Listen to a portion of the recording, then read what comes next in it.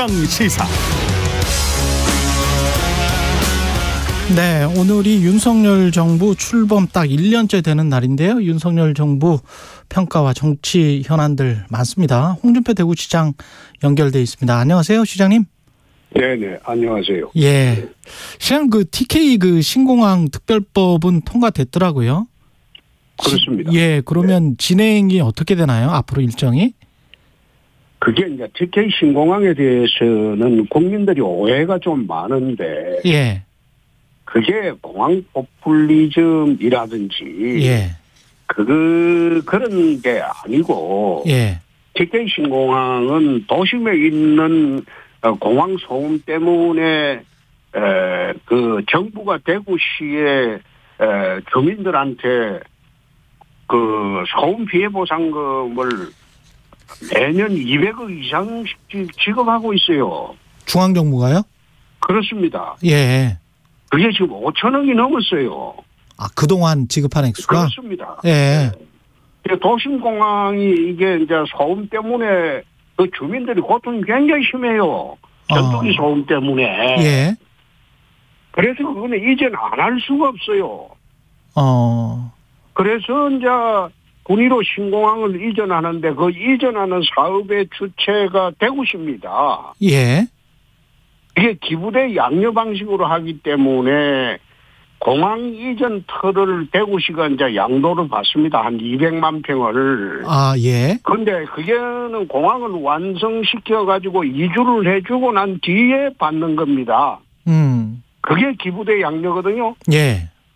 근데 기부대 양료 방식으로 하려고 하니까 대구시를 믿고 이 공항을 지으러 오는 사람들이 없어요.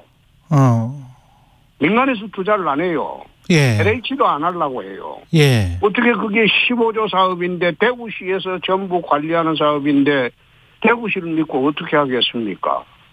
그래서 특별법에 돈이 부족할 경우에 국가가 지원한다는 조항이 들어간 거예요.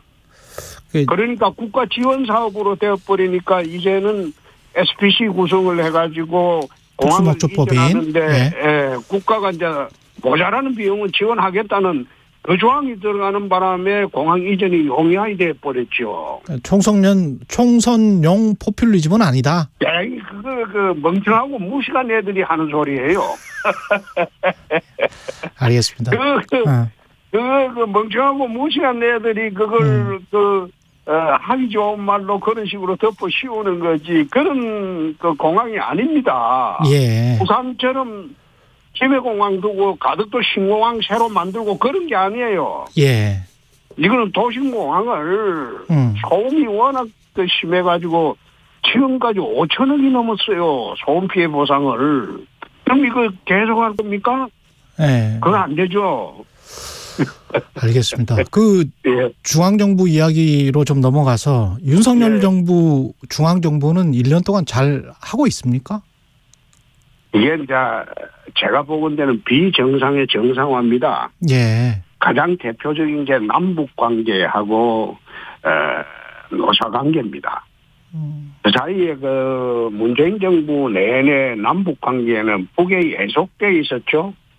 북에 예속돼 있었다. 그렇죠. 예. 위장평화회담이라는 그걸 해가지고 2018년도 지방선거 때는 전 국민을 속이지 않았어요. 예. 회귀된다. 남북 통일된다. 예. 그 거짓말해가지고 5년을 보냈어요. 남북 관계를. 그렇게 보내다 보니까 북의 핵은 이제는 이제 최첨단까지 가버렸어요. 그 시간을 벌어준 거죠. 그리고 뭐 지원한다 안 한다 이래가지고 시간만 벌어주고 북은 핵 폐기할 생각도 없는데 핵 폐기한다고 하면서 그 뭐 하노이에서 하노이 싱가포르에서도 트럼프하고 생쇼를 하고 그런 5년 아니었습니까? 그러다 보니까 북은 핵은 핵대로 다 가버리고 우리는 핵노예가 되는 상태예요. 그래서 그런 비정상적인 구조를 정상화시키는 거고 노사관계 같은 경우에는 그 문재인 정부 5년 동안 민주노총 세상이었죠. 그 세상을 바로잡는 거예요, 지금. 그래서 비정상을 정상화하는데 국회가 지금 야당이 지금 압도적인 다수로 장악을 하고 있으니까 계속 충돌이 1년 동안 일어났던 것이다. 난 그래 봅니다. 그 첫 번째 비정상의 정상화 안보 분야에서 그런 말씀을 하셨는데요. 네. 그 평화라는 측면에서 봤을 때는 1년 동안 물론 어떤 강력한 억제력을 통한 평화 이게 이제 목표잖아요. 근데 그 논의는 전혀 진전이 안 되고 한미일과 북중로의 어떤 대립에 우리가 최전선에 뛰어드는 것 같은. 지금 잘못 알고 계신 게 위장평화에 거짓평화에 쏟고 있었던 게 5년이었습니다. 위장평화였잖아요. 거짓평화였잖아요. 북이 그럼 압도적인 핵무기를 지니고 우리를 갖다가 협박을 하는데 그냥 굴종하는 평화였잖아요. 그러면 그게 평화였습니까? 지금은 평화를 느끼나요? 그건 평화가 아니고 굴종이죠. 아니 그러니까요. 시장님 그러면 그래서 제가 하는 말은 그런 굴종적인 상태를 벗어나자는 거예요. 무장평화, 힘에 있는 평화를 추구하는 게 맞지. 그걸 굴종적인 평화로 계속 끌고 가는 것은 우리가 핵노예 상태로 계속하는 것과 마찬가지죠. 이제 그런 상태가 좋으면 다음에 또 이제 북에 굴종하는 예성하는 평화 시대로 다시 가면 될 것 아니에요. 지금은 그런 시대가 가는 것은 옳지 않다는 거예요. 그럼 핵노예 상태로 가지 않는 단계로 또는 지금 NCG라는 걸 만들었지 않습니까? 한국과 그렇습니다. 미국 간에. 그렇습니다. 그러면 그거는 그 전에 윤석열 대통령도 주장했던 것 또는 집권 여당의 국회의원들도 일부 핵무장 이야기를 했었잖아요. 자체 핵무장. 나는 그게 나쁘지 않다고 봐요. 자체 핵무장이. 근데 왜 자체 핵무장을 하면 안 되는지 그걸 이해하기가 어렵다 이 말이에요. 근데 북은 핵무기를 갖고 있고 우리는 핵무기를 갖고 있지 않으면 핵을 가진 나라와 핵을 가지지 않는 나라가 전쟁을 할 때 누가 이깁니까? 그럼 핵 가진 나라가 이기지 않아요? 그럼 그런 관점에서 보면 그러면 전쟁 억지력을 행사하려면 핵 균형을 이루어야 되는데 북은 되고 우리는 안 된다? 그런 논리가 어디 있어요? 근데 이번에 한미 정상회담에서 그거를 합의를 해줘 버린 거 아닙니까? 일단은 핵기획 그룹으로 만들어 가지고 핵 문제를 우리가 확장 억제력을 강화하겠다는 측면에서는 긍정적이죠. 그게 첫 출발이죠. 처음부터 어떻게 우리가 핵을 바로 가질 수가 있겠습니까? 그리고 처음부터 우리가 바로 전술핵 재배치 해달라고 하면 미국이 해줍니까? 지금은 첫 단계죠. 첫 단계일 뿐이다. 그렇습니다. 자체 핵무장을 포기해서는 안 된다. 시장님 입장은 그런 거세요? 저는 포기해서 안 된다고 보죠. 미국은 우리나라가 워낙 지금 핵무장론이 국민 70%가 찬성을 하고 있기 때문에 그걸 잠재우기 위해서 양보를 해준 거 아니에요. 워싱턴 선언에서. 근데 그 정도 양보를 얻어낸 것은 첫 출발이라 불과하다 이겁니다.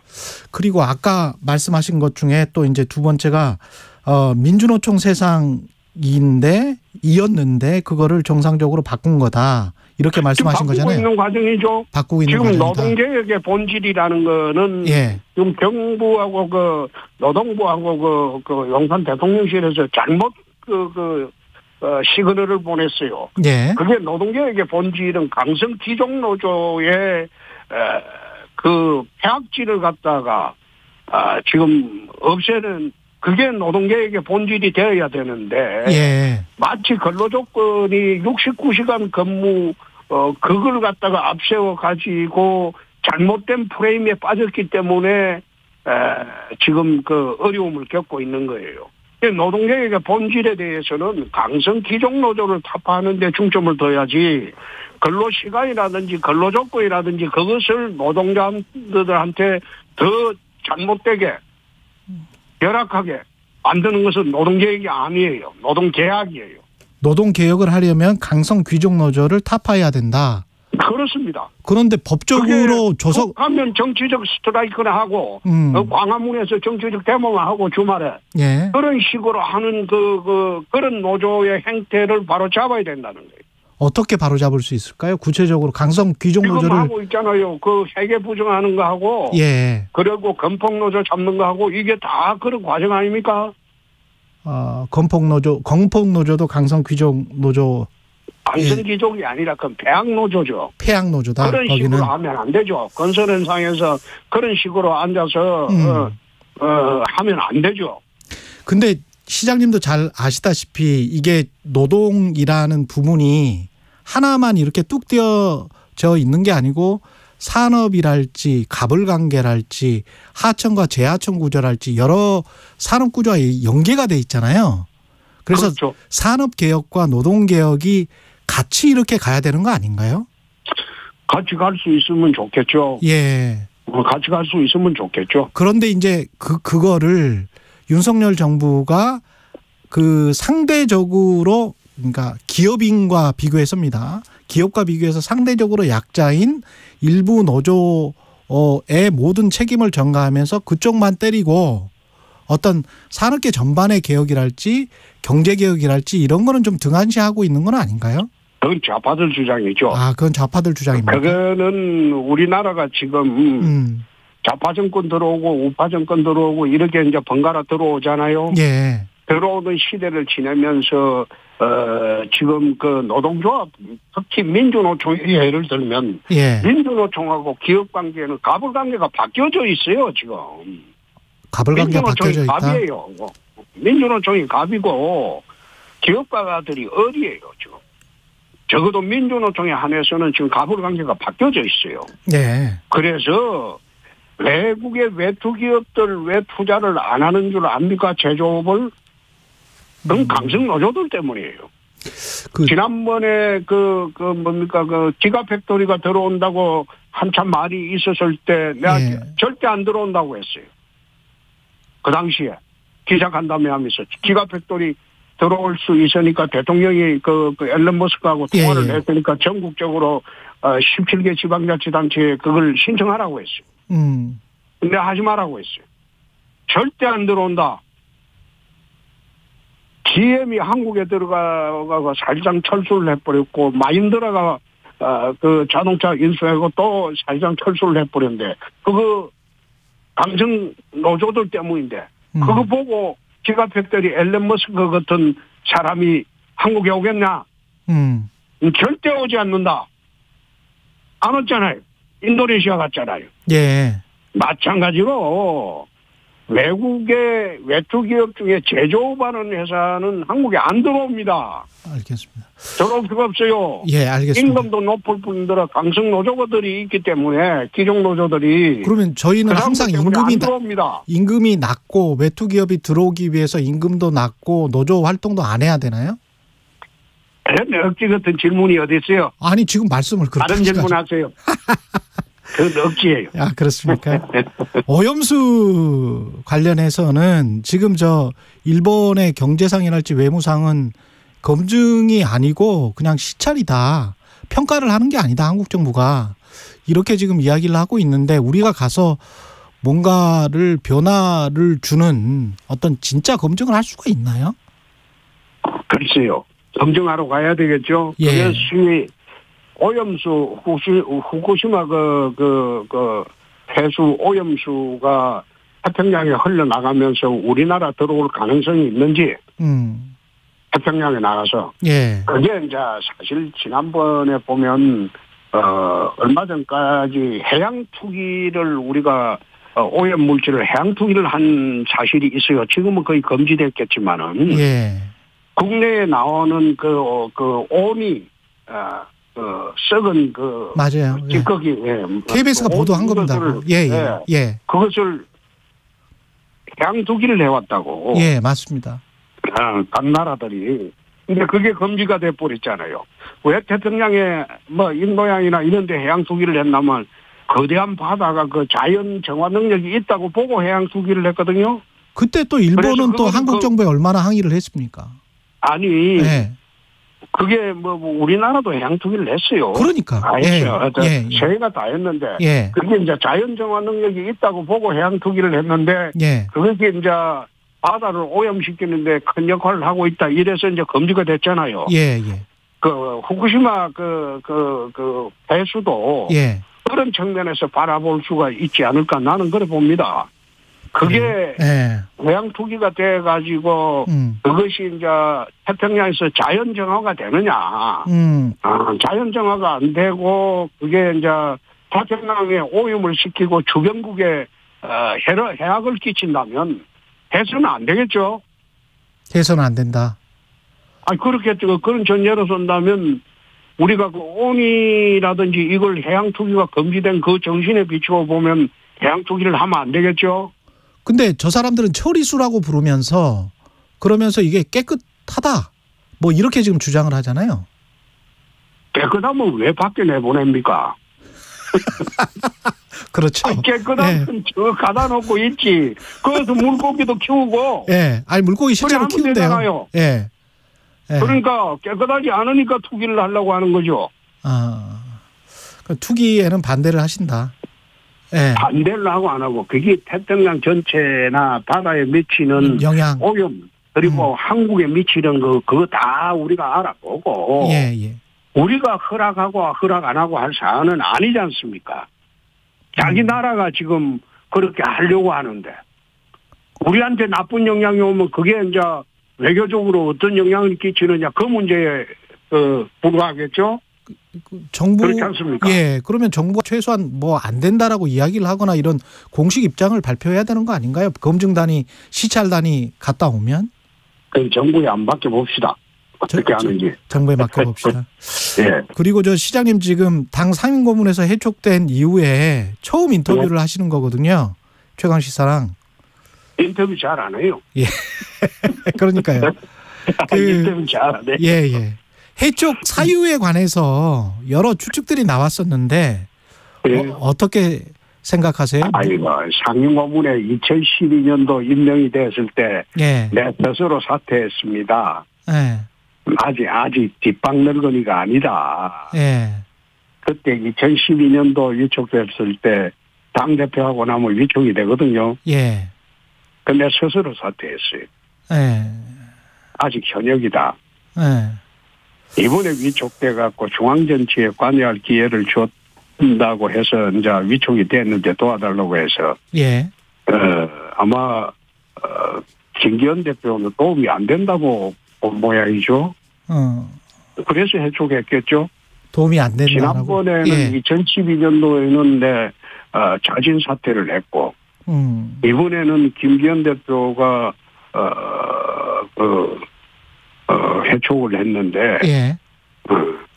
좀 옹졸하지. 옹졸하다.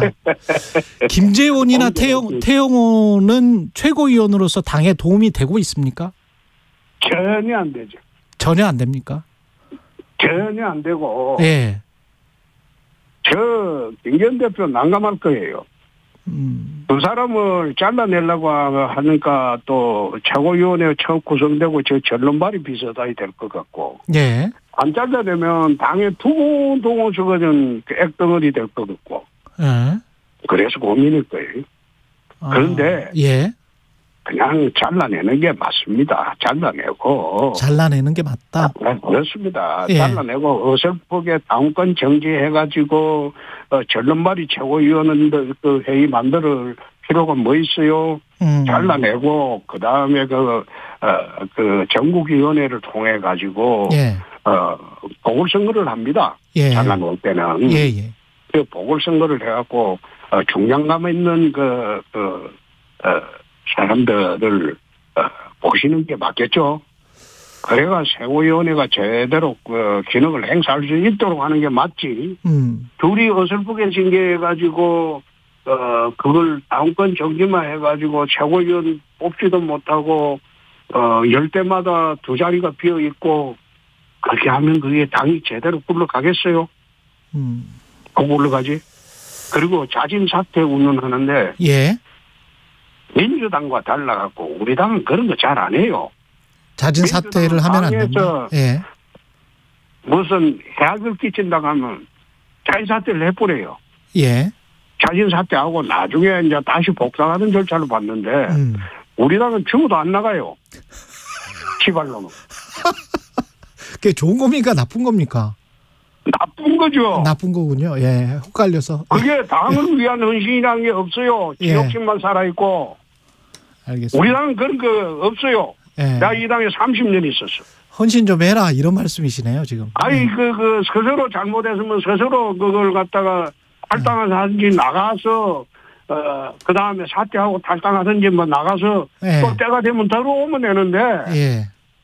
지금 송영길 대표도 보세요. 당에 그 문제가 되니까 딱 탈당해버리잖아요.